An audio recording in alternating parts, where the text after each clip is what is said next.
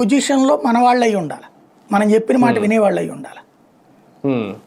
అందుకని పెట్టరు అనుకుంటున్నా.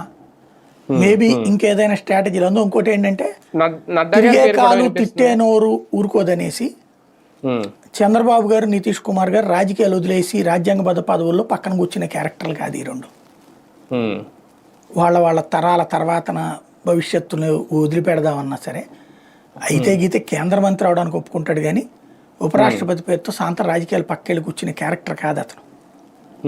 కాబట్టి జరగదు అనుకుంటున్నా. అంటే జేపీ నడ్డా పేరు కూడా వినిపిస్తుంది, ఆయనకు కూడా ఇచ్చే అవకాశం ఉంటుంది. మేబీ ఇస్తే వచ్చేమో. కాకపోతే ఉపయోగం అంటే నేను అనుకోవడం ఏంటంటే ఇలా లెక్క ఉంటుంది. ఇప్పుడు ధన్కడ్కి వచ్చాడు, డైరెక్ట్గా తీసుకున్నారు.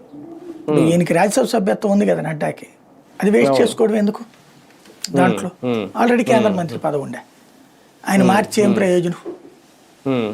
ఇంకెవరినైనా దక్షిణాదికి ఇవ్వచ్చేమో, అవును చెప్పలేం.